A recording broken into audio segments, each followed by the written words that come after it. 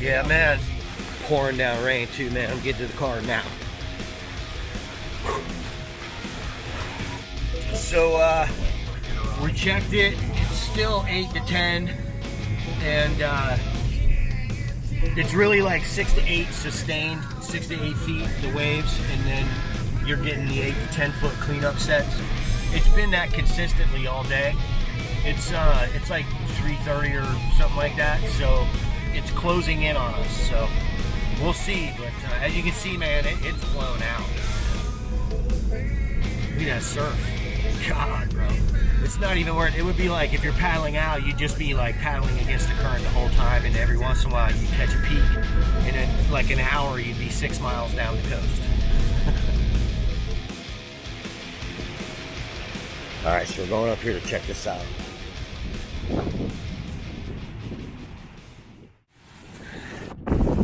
Yeah, here comes the rain, man. It is nasty. Nasty, nasty.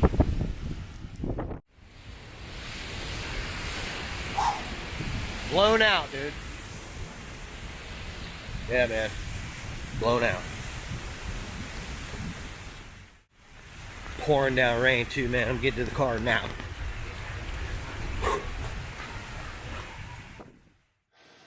Alrighty, guys. We're in the editor, and we're taking a look at a piece of footage that Melanie and I shot in 2019, I think it was, and we're looking at one as it uncovers. This is one of the white skin guys, and we're going to do a little comparison. I've brought another shot of one that recently was uncovered, and this was from the 168 footage.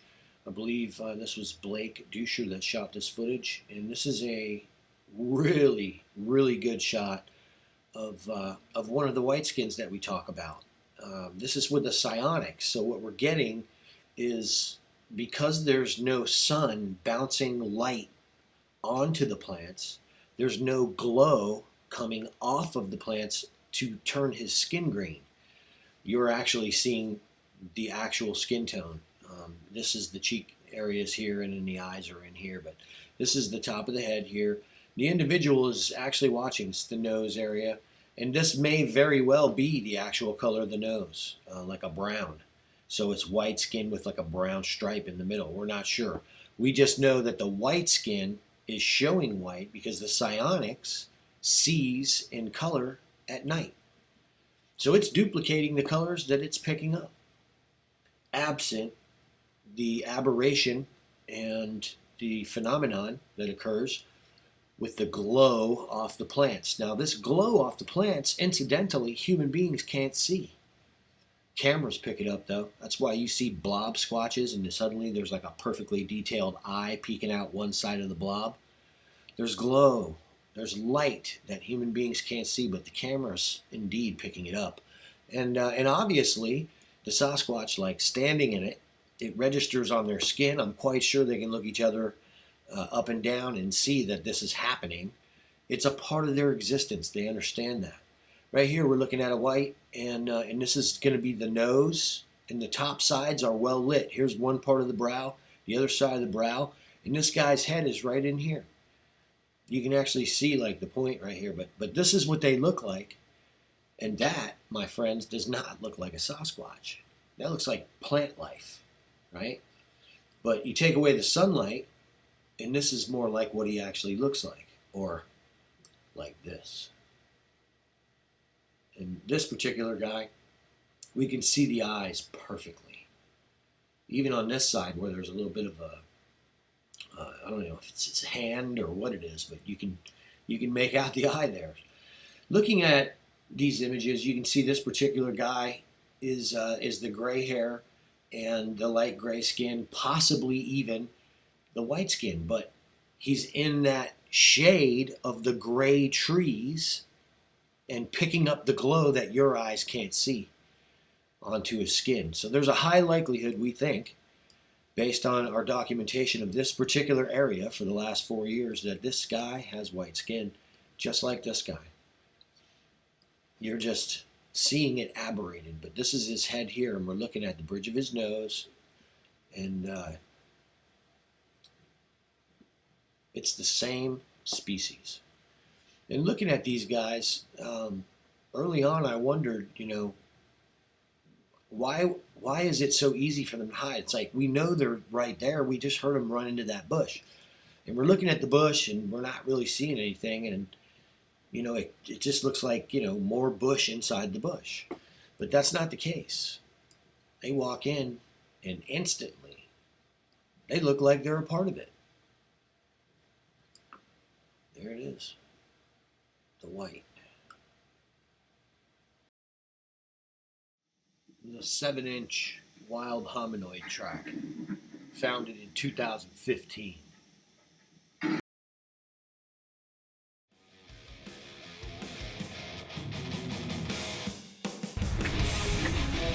So this is morning after, and it looks to be about the same as yesterday, except a little cleaner. It's not as blown out. It's like,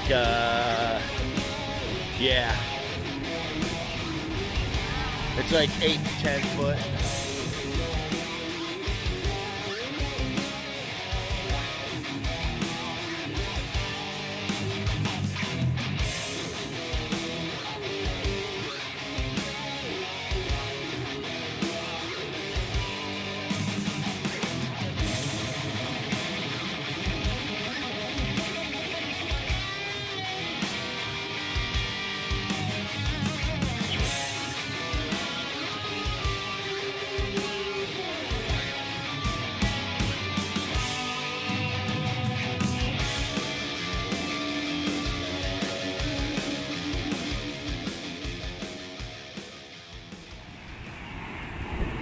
I've been coming here for 40 years.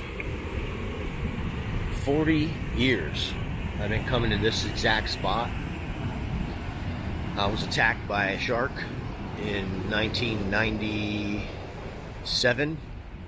The year my son was born, I was attacked right here on this stretch of beach.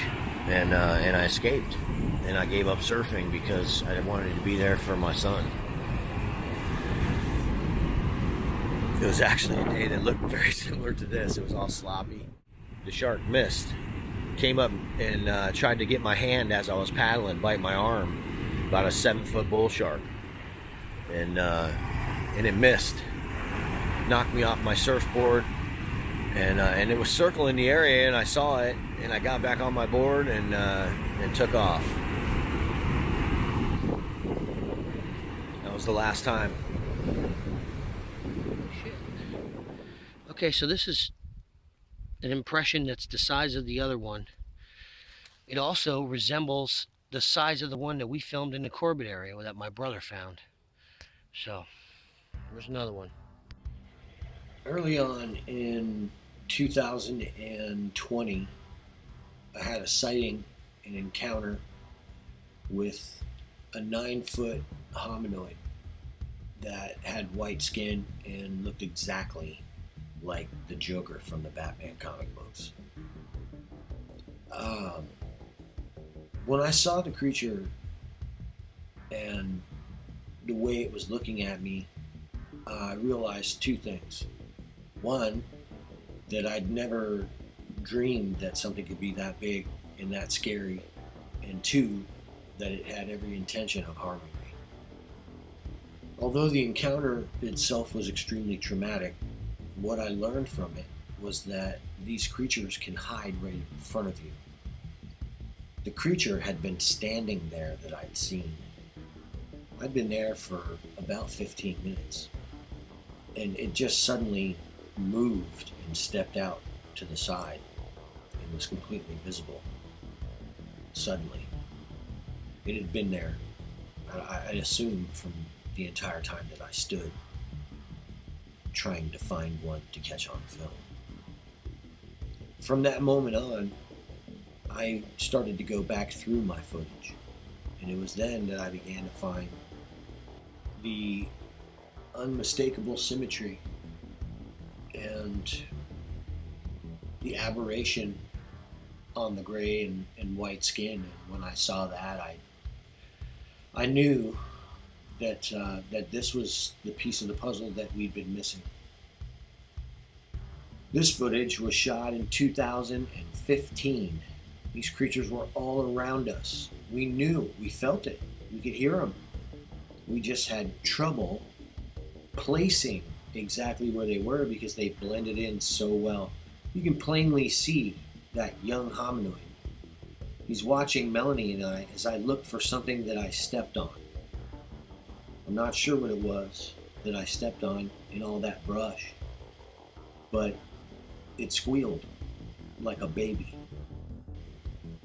I've often wondered what, these hardcore, stuck-on-it skeptics about the existence of Sasquatch think about our films, when they start really digging into our work and they start finding clips with, what are obviously these hominoids in it. I'm sure that's, close the book and put it back on the shelf as quickly as possible is probably the response.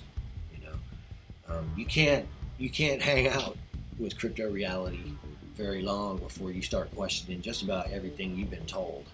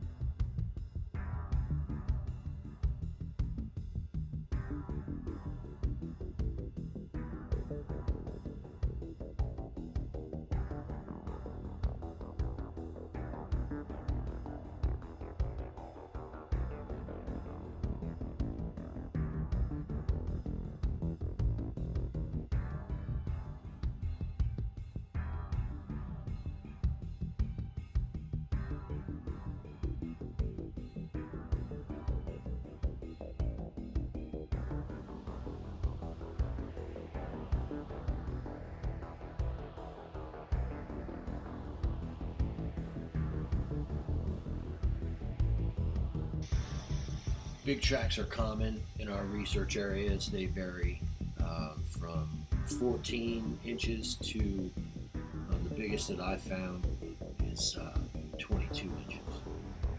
If you're unfamiliar with a track like that, that's an enormous individual. Yes,